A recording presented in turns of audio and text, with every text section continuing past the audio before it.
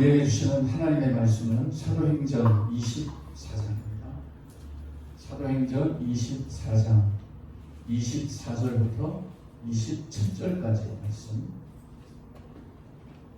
사도행전 24장 24절부터 27절까지의 말씀, 믿음을 함께 선포하겠습니다.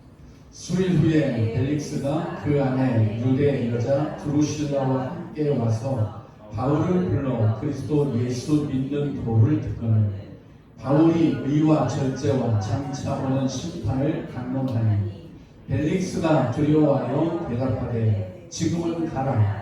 내가 책이 있으면 너를 부르리라 하고 동시에 또 바울에게서 돈을 받을까 바라는 거로 더 자주 불러 같이 이야기하더라. 이태가 지난 후 보르기오 베스도가 벨릭스의 소임을 이어받았으니 벨릭스가 유대인의 마음을 얻고자 하여 바울을 구류하여 주니라. 아멘. 오늘 우리가 읽은 말씀은 굉장히 짧은 그런 말씀입니다. 그리고 이렇다 할 아주 우리가 집중하고 싶은 그런 내용이 별로 또 없어요.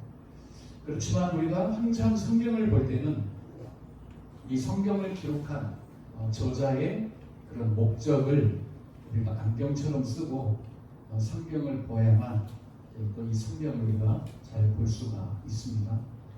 그래서 누가가 계속해서 누가복음과 사도행전을 통해서 이제 보여주는 두 가지 신앙의 큰 그 핵심이 있다고 했습니다. 그래서 누가는 우리의 믿음을 견고하게 세우기 위해서 누가복음과 사도행전을 기록했는데 그것이 우리의 믿음의 큰 두 가지 기둥이고 또 주안점이고 또 우리의 믿음을 견고하게 세워가는 아주 핵심적인 요소라는 것입니다. 그래서 누가복음에서는 예수 그리스도가 어떤 분인가 하는 것을 집중적으로 기록을 하고 있습니다. 왜냐하면 예수 그리스도가 누구인가를 우리가 놓치면 우리의 믿음은 다 무너집니다. 우리의 믿음은 그리스도 위에 세워져야 되기 때문에 이 예수를 잘 알지 못하고 믿음 생활하면 결국은 이 모래 위에 지은 집처럼 다 그렇게 홍수가 나면 무너질 그런 신앙들이죠. 그래서 믿음이 얼마나 견고하느냐, 이건 이 예수를 얼마나 깊게 알고 있느냐, 여기에 달려 있습니다. 우리의 믿음이라는 것은 반드시 이 예수 그리스도와 관계된 그런 믿음이어야 되기 때문에 그렇습니다. 그렇지만 이건 우리가 끝나는 건 아니죠. 사도행전을 통해서 실제로 우리의 믿음이 이제 어떻게 행전을 해 나가고 또 어떻게 역사해 나가고 또 그 와중에 우리가 또 해야 될 일, 우리는 가만히 있으면 하나님께서 우리를 막 끌어당기시고 또 때로는 빌립처럼 사마리아로 옮기시고 이런 일도 있지만 우리 믿음이라는 것은 항상 인격적이어야 되기 때문에 인격적이라는 말은 설득과 또 납득을 원하는 거죠. 그래서 하나님은 우리를 강제로 마치 빌립을 막 옮겨버리듯이 매사에 모든 일을 그렇게 하나님이 하시면 그건 인격적이 아니에요. 비인격적인 거예요. 인격적이라는 말은 하나님은 말씀하시고 우리가 하고 우리의 인격을 그분에게 드리는 거예요. 이게 인격적이라는 거죠. 그래서 이 사도행전을 통해서 어떻게 믿음의 인격성이 좀 믿음의 행전 가운데 이제 드러나는가, 그리고 또 그런 믿음의 실제를 또 어떻게 보여주고 있는가. 그러니까 예수 그리스도를 아는 그 어떤 믿음에서 나오는 실제 믿음 생활은 어떤 것인가를 보여주는 것이 사도행전입니다. 그렇기 때문에 우리의 그 믿음의 큰 두 가지 기둥은 예수 그리스도를 아는 것과 그 아는 믿음이 어떻게 우리의 인격을 가지고 작동시켜 가느냐, 그 믿음이 어떻게 우리의 인격을 설득시키고 납득시켜서 하나님의 그 뜻을 우리가 따르느냐, 그것이 중요합니다. 그래서 오늘 말씀도 우리가 짧지만 그런 배경을 가지고 말씀을 좀 볼 텐데요. 핵심은 그겁니다. 지금은 가라. 이렇게 총독이 이야기를 합니다. 어떤 상황에서 이 말이 나왔는가를 우리가 좀 살펴보면 그렇습니다. 24절에 보니까 수일 후에 23절을 보면 백부장에게 명하여 바울을 지키되 자유를 주고 그의 친구들이 그를 돌보아주는 것을 금하지 말라 하니라. 바울을 이제 감금을 한 거죠. 물론 그렇지만 우리가 생각하는 그런 감옥처럼 면회도 안 되고 그런 게 아니고 좀 자유로운 그 경계를 떠나지 못하게 하지만 또 얼마든지 사람들을 만날 수 있는 그런 감금이라고 볼 수 있습니다. 자, 그런데 수일 후에 벨릭스가 이 바울을 찾는 거죠. 그 안에 유대의 여자 두루실라와 함께 와서 바울을 불러 그리스도 예수 믿는 도를 들었습니다. 이 벨릭스라는 총독이 이제 아내가 유대 여자죠. 그러니 아무래도 그런 부분에 관심이 있기 때문에 바울을 불러서 너가 믿는 그리스도 예수에 대한 그냥 도가 아니라 네가 믿고 있는 그런 도를 좀 이야기해봐라. 그러니까 바울이 그리스도 예수 믿는 도를 이제 말했고 이 벨릭스 총독은 그것을 들었습니다. 그래서 바울은 무엇을 이야기했는가 하면 25절입니다. 바울이 의와 절제와 장차 오는 심판을 강론을 해주었습니다. 물론 의와 절제 또 심판 이런 게 그냥 독립된 어떤 개념이나 그런 걸 설명을 해줄 수는 없겠죠. 이 모든 것들이 분명히 앞에서 그리스도 예수 믿는 도이기 때문에 의와 절제와 장차 오는 심판도 그리스도께서 가져오시는, 그렇죠? 그리스도께서 우리에게 가져다주는 그런 의로움들, 일반 바리새인들이나 유대인들이 의롭다라고 생각하는 것을 훨씬 뛰어넘는 그런 의로움들을 설명을 강론을 해줘야 되죠. 절제, 그것도 그냥 침 3번 삼키고 이빨 깨물고 그렇게 참아내고 그러는 절제가 아니라 이 예수 그리스도를 통한 그런 절제, 성령의 열매로서의 오래 참음들, 이런 부분들을 강론을 했고, 또 장차 오는 심판, 이게 어떤 다른 것이 아니라 내가 믿는 이 예수가 마지막날에 장차 심판을 가지고 다시 오실 것이라고 하는 이런 것들을 쭉 강론을 한 겁니다. 이 예수 믿는 도를 듣고 있던 벨릭스가 어떤 반응을 보였는가 하면 벨릭스가 두려워했다. 그렇게 이제 두려워했다라는 것은 어느 정도 바울이 전한 그런 메시지에 대해서 그래도 어떤 영적인 그런 영향이 있었죠. 그러니까 이게 두려워진 겁니다. 그러면 참 그 인간이라는 존재, 우리도 인간이지만 그 사람이 참 그래요. 물론 두려우면 그냥 바짝 엎드리면 되잖아요. 두려우면 그냥 엎드려서 살려달라고 그러면 되는데 참 안 그래요, 사람들이. 오늘 이 벨릭스도 보면 두려워했습니다.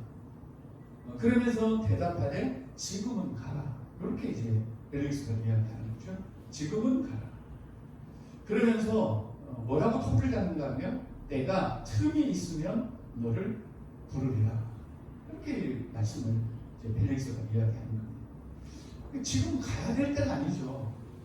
이렇게 예수 그리스도를 믿는 도를 들었고 그 메시지가, 그 하나님의 말씀이 그래도 이 벨릭스에게 뭔가 빛을 주어서, 이 벨릭스가 두려울 사람이 아니잖아요. 지금 바울은 죄수의 신분이고, 어떻게 보면 이제 재판을 받아야 돼, 재판을 기다리고 있는 그런 죄수의 신분인데 그의 이야기를 듣고 총독이 두려워했다는 것은 그냥 일상적인 건 아니라는 거죠. 이게.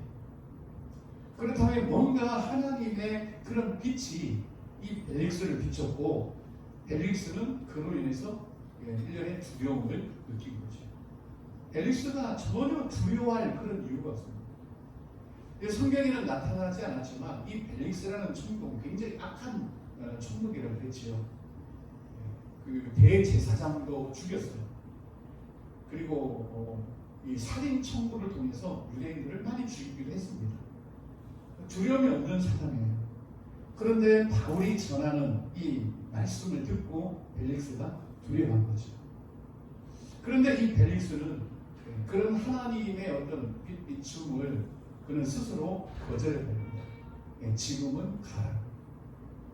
지금은 그럴 때가 아니고 이 벨릭스가 정말 하나님을 찾아야 될 때인데 지금은 가라. 그래서 내가 틈이 있으면 너를 부르리라. 틈이라는 이게 어떤 사이 공간 이런 게 아니죠. 이 틈은 원문에 보면 카이로스입니다. 카이로스. 이거 뭐죠? 하나님이 친히 개입하신. 이 성경이 말하는 시간은 크게 세 가지입니다. 첫째는 영원한 시간이에요. 영원한 시간. 그리고 두 번째는 크로노스라고 하는 일반 역사입니다. 이거는 계속 그냥 누구에게나 공평하게 그냥 흘러가는 역사입니다. 이 크로노스의 역사 속에 이제 카이로스가 있죠. 원래 이 카이로스는 뭐 여러 가지 의미로 쓰입니다. 기회, 위험, 아니면 결정적인 순간. 그런데 더 구체적으로는 하나님이 개입하는 시간. 이 크로노스 일반 역사 속에 하나님이 들어오는 결정적인 시간. 이렇게 우리가 이 틈이라는 카이로스를 해석을 할 수가 있습니다. 그렇게 본다면 내가 틈이 있으면 너를 부르리라 하는 말은 뭐죠? 그 하나님의 결정적인 시간들을 지금 흘려보내는구나. 일반 역사하고 그 다음에 이 카이로스는 사실 다릅니다. 일반 역사는 오늘 자고 나면 내일 또 옵니다. 이 땅에 종말이 오지 않는 이상은 해가 계속 뜨겠지요. 그래서 오늘 잘 못 살면 내일 잘 살면 되고, 또 이번 달 못 살면 오늘 7월 1일이죠. 7월 1일 오늘부터 잘 살자 하는 이야기들이 오늘도 많이 있었습니다. 저 역시도 7월 1일입니다. 7월 달은 좀 새롭게 살아보자 이런 생각을 했습니다. 그리고 올 한 해 잘 못 살면 내년에 또 2021년에는 새로운 마음으로 또 살아보자라고 할 수 있습니다. 하지만 이 카이로스는 우리가 흘려보내버리면 언제 또다시 올 줄 모르는 그런 결정적인 순간, 기회, 또 하나님의 특별한 간섭의 시간입니다. 그래서 이 카이로스는 우리가 붙잡지 않으면 그냥 지나가는 그런 결정적인 시간들입니다. 이런 카이로스가 성경에 많이 기록이 되어 있습니다. 실제적으로 카이로스라고 말은 안 하지만 예수께서 베드로와 안드레를 부를 때, 요한을 부를 때 나를 따라오너라, 내가 너희를 사람 낳는 어부가 되게 하리라. 주님의 카이로스가 그들에게 던져졌죠. 그리고 주님은 가버리십니다. 베드로가 그걸 붙잡고 따라가지 않으면 그냥 가버리시는 거죠. 또 우리가 잘 아는 엠마오로 가는 두 제자들, 이야기하며 계속 가고 있는데 예수께서 그들과 함께 하십니다. 두 제자가 목적지에 다 왔을 때 예수는 더 가려고 하셨습니다. 그런데 이 두 제자가 잡았습니다. 그리고 그가 함께 보고 그들의 눈이 열렸고 그들에게 하나님 나라가 새롭게 다가왔기 때문에 그들은 예루살렘으로 다시 거슬러 올라가게 된 거지. 또 한밤중에 제자들이 바다 위에서 풍랑과 싸우고 있을 때 예수께서 오셨고 내니 두려워하지 말라. 그리고 난 다음에 예수님은 더 가시려고 했어요. 그때 제자들이 예수님을 또 배 위로 배 안으로 맞아들이셨죠. 이런 모든 그런 카이로스들은 우리가 붙잡지 않으면 안 됩니다. 저와 여러분에게도 카이로스 시간들이 번번이 옵니다. 그런데 우리가 잘 붙잡지 않습니다. 기도의 결정적인 순간들, 또 말씀을 들어야 되고 말씀을 읽어야 되고 하나님을 만나야 되는 그런 결정적인 카이로스들이 우리에게 오지만 우리가 그것들을 잘 잡지를 않아요. 우리도 이 벨릭스처럼 지금은 가라. 지금은 내가 바쁘니까 가라고. 지금은 내가 중요한 일을 해야 되니까 가라고. 나중에 기회가 되면 또 내가 하겠다. 나중에 기회가 되면 내가 봉사하겠다. 나중에 기회 되면 내가 헌신하겠다. 나중에 기회가 되면 내가 주님을 위해서 일하겠다. 나중에 기회가 되면, 틈이 되면 내가 교회를 위해서 헌신하겠다. 그런데 지금은 가라고 그렇게 이야기하는 거죠. 그런데 한번 보십시오. 내가 틈이 있으면 너를 부르리라 했고, 또 26절에 동시에 또 바울에게서 도를 받을까 바라는 것도 자주 불러 같이 이야기를 했습니다. 여러분 27절 같이 한번 읽어볼까요? 시작. 이때가 지나면 고르기오 베스도가 벨릭스의 소임을 이어받으니 벨릭스가 유대인의 마음을 얻고자 하여 바울을 부르하여 주니라. 몇 년이 지났습니까? 이때가 지났습니다. 2년이 지났습니다. 2년이 지났지만 이 벨릭스는 아무런 변화가 없었습니다. 26절에 보니까 자주 불러 같이 이야기를 했습니다만 그가 카이로스를 붙잡지 않았다는 거죠. 그렇게 2년이 흘렀지만 여전히 그는 유대인의 마음을 얻고자 하여 바울을 구류하여 주었다라고 굉장히 씁쓸하게 오늘 24장이 마무리되고 있습니다. 참 그렇지 않아요? 정말 하나님이 개입하는 그런 두려움이 있었을 때 결정적인 순간을 흘려보내버리고 지금은 가라. 지금은 때가 아닌 것 같다. 나 지금 바쁘다고 이렇게 흘려보내버려요. 그리고 난 뒤에 자주 불러 같이 이야기를 하지만 하나님의 결정적인 순간은 다 흘려보내버려요. 그렇게 2년이 지나고 그는 여전히 유대인의 마음들을 얻으려고 바울을 감금하고 구류하는 이렇게 2년이 흘러요. 여러분 우리는 이 말씀을 보면서 어떤 부분에 우리가 좀 초점을 맞춰야 돼요. 저는 유사하다고 생각합니다. 우리도 계속 이야기를 해요. 지금 벨릭스가 바울을 불러서 계속 이야기를 합니다. 우리 식으로 하면 나눔이 되죠. 우리도 얼마나 나눔을 많이 합니까? 은혜 받은 거 나누고 또 말씀 읽는 거 나누기도 하고 의뢰껏 요즘은 다 이 나눔이 빠지면 뭔가 좀 허전한 그래서 성경 공부도 나눔식으로 너는 어떻게 생각하냐? 너는 어떻게 생각하냐? 그렇게 나눔을 통해서 절대 진리는 차츰 와해되고 있고 정말 지금의 어떤 흐름처럼 개인의 생각이 중요하고 개인의 느낌이 중요합니다. 그래서 나눔은 많고 말씀을 듣는 시간들은 많고 미디어나 또 어떤 극동방송이나 여러 가지 매체를 통해서 말씀을 그렇게 많이 듣지만 결국은 이 카이로스의 순간들은 다 지나가요. 결정적으로 우리가 움직여야 될 때, 결정적으로 우리가 붙잡아야 될 때, 결정적으로 엎드리고 헌신해야 될 때, 결정적으로 주의 교회를 위해서 힘써야 될 때, 이런 때는 다 우리가 그냥 지금은 가라. 나눔은 좋은데 하나님의 카이로스를 붙들고 싸우기는 하나님의 그 결정적인 때를 붙잡고 뭔가를 행하기는 선뜻 마음이 가지 않아요. 아마도 벨릭스는 그랬을 거예요.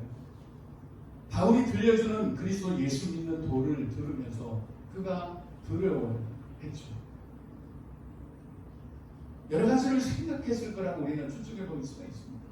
그가 지금 누리고 있는 총독의 자유, 또 그 총독이 가져다주는 어떤 권력들, 또 총독으로 인해서 얻을 수 있는 그런 물질들의 그런 부유함, 아마 이런 것들이 이 벨릭스의 마음을 흐트러 놓았기 때문에 지금은 가라 이렇게 하나님의 결정적인 때를 흘려보내버렸을 수도 있습니다. 그러면서도 2년 동안이나 나눔을 했지만 아무런 변화. 여러분 우리가 나눔한다고 우리가 변화되는 건 아니에요. 정말 우리가 변화되고 하나님의 은혜를 맛보며 살려면 이 결정적인 때를 우리가 사실은 놓치지 않아야 돼요. 이 때를 우리가 잘 잡아야 돼요. 그래서 우리가 정말 하나님 앞에 힘써야 돼요. 공동체를 위해서 우리가 애써야 돼요. 모이기에 힘써야 돼요. 또 교회를 위해서 우리가 마음을 쏟아야 돼요.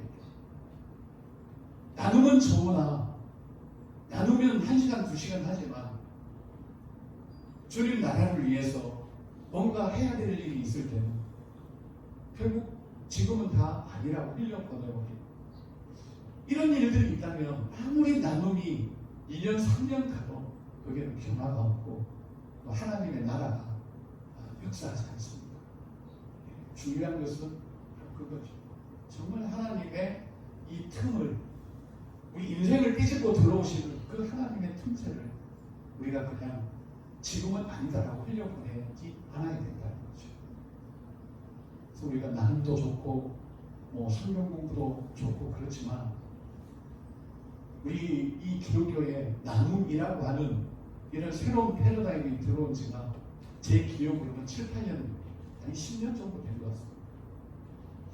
제자 훈련을 지나서 이제 큐티가 또 이 땅에 들어오면서 큐티한 걸 서로 나누기도 하고 또 그러면서 이제 셀 모임이 또 그동안 주류를 이루면서 급격하게 이 나눔이라고 하는 그래서 이런 부분들이 굉장히 우리 한국 교회에 많이 들어와 있지만 갈수록 교회의 힘은 약화하는 거죠.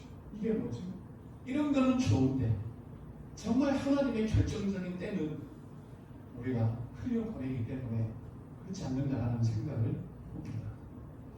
그래서 오늘 우리에게 이런 말씀을 주시면서 우리가 개인적으로 한번 더 묵상을 해보시고 지금은 성경은 말하죠. 지금이라는 때는 우리가 은혜를 받을 만한 때이고 구원의 날인데 그런 시간들을 흘려보내지 명확하게 이 하나님의 카리오스를 우리가 잡아내고 또 붙잡고 그렇게 우리가 간다면 분명한 하나님의 역사는 있으리라고 생각합니다.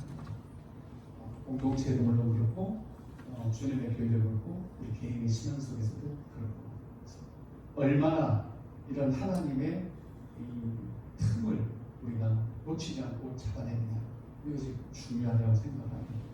저와 여러분의 신앙생활 속에 이렇게 문득문득 찾아오셔서 또 우리의 삶의 빛을 비추시는 하나님의 결정적인 때들을 우리가 놓치지 않고 그런 하나님의 손길이 우리에게 풍성하게 역사하는 은혜가 있기를 예수님의 이름으로 간절히 기도합니다.